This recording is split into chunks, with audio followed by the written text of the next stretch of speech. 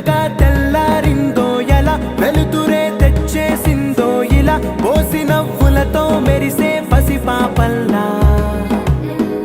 చేదతో బావులలో గలగల చెరువులో బాతుల ఈతల కళ చేదుగా ఉన్న వేపను నమిలే వేళ చుట్ట పొగ మంచుల్లో చుట్టాల పిలుపుల్లో